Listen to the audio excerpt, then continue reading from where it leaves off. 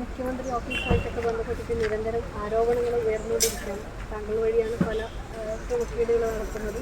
പലതരത്തിലുള്ള ആരോപണങ്ങൾ ശേഖരന്റെ ശ്രദ്ധയിൽ തന്നെ പെട്ടിട്ടുണ്ടായിരുന്നു. അങ്ങനെ തെറ്റായ ആരോപണം ഉന്നയിച്ച അധിക്ഷേപകരമായ പ്രസ്താവനയും പരസ്യ പ്രതികരണവും നടത്തിയിട്ടുള്ള MLA അൻവറിനെതിരായി ഞാനിപ്പോൾ ഒരു പെറ്റീഷൻ തലശ്ശേരി 1ാം ക്ലാസ് മജിസ്ട്രേറ്റ് കോടതിയിൽ ഫയൽ ചെയ്തിട്ടുണ്ട്. മറ്റൊരു പെറ്റീഷൻ കണ്ണൂരും ഫയൽ ചെയ്തിട്ടുണ്ട്. അദ്ദേഹം ഉന്നയിച്ച ആരോപണങ്ങൾ സംബന്ധിച്ച് തികച്ചും അടിസ്ഥാനരഹിതമാണ് അദ്ദേഹം പറഞ്ഞ കാര്യം. അദ്ദേഹത്തിനിപ്പോൾ പത്രത്തിൽ സ്ഥാനം കിട്ടണമെങ്കിൽ, മാധ്യമങ്ങളിൽ സ്ഥാനം കിട്ടണമെങ്കിൽ ഇങ്ങനെ എന്തെങ്കിലും ഒന്നുകിൽ മുഖ്യമന്ത്രിക്കെതിരെ പറയണം, അല്ലെ റിയാസിനെതിരെ പറയണം, അല്ലെ എനിക്കെതിരെ പറയണം, അല്ലെ പാർട്ടിയുമായി ബന്ധപ്പെട്ട ആർക്കെതിരെ പറയണം. അല്ലാതെ ഒരു രാഷ്ട്രീയവും പറയാനില്ലാതെ അധപ്പതിച്ചു വരും. അദ്ദേഹത്തിന് ഇടതുപക്ഷ രാഷ്ട്രീയമില്ല. കോൺഗ്രസിൻ്റെ രാഷ്ട്രീയത്തിലാണോ അദ്ദേഹം ഉള്ളത്? അദ്ദേഹമാണ് പറയേണ്ടത്.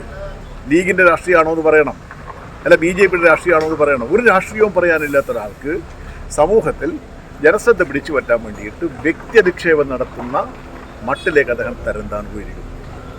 അത് രാഷ്ട്രീയ പ്രവർത്തകൻ്റെ അധപ്പതനമാണ്. പിന്നെ കേരളത്തിലെ മുഖ്യമന്ത്രി എന്തുകൊണ്ടാണ് ഈ ആക്ഷേപം ഉന്നയിക്കുന്നത്?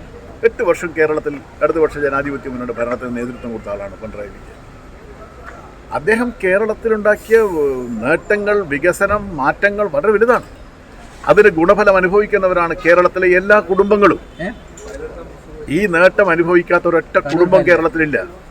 അതുകൊണ്ട് തന്നെ ഈ നേട്ടങ്ങൾ തമസ്കരിക്കാൻ ഉദ്ദേശിക്കുന്ന ആളുകൾ മുഖ്യമന്ത്രി ആക്രമിക്കുന്നു, മുഖ്യമന്ത്രിയുടെ ഓഫീസിനെ ആക്രമിക്കുന്നു, മുഖ്യമന്ത്രിയുടെ കുടുംബത്തെ ആക്രമിക്കുന്നു. അതാണ് സംഭവിച്ചത്. സർക്കാരിനെതിരെ ഒരു മോശമായിട്ടുള്ള ഒരു നിഴലുണ്ടാക്കുക, അല്ലെങ്കിൽ ഈ ആ ഒരു വികസന പ്രവർത്തനങ്ങളിലും ഈ മറച്ചു പിടിക്കാനുള്ള ചില ആരോപണങ്ങൾ ഉന്നയിക്കുക എന്നുള്ളത് മാത്രമാണ്.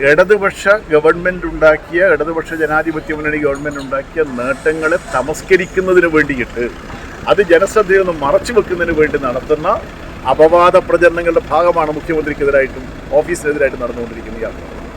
തുടർന്ന് ശക്തമായ നിയമത്തിന്റെ വഴിക്ക് പോട്ടെ.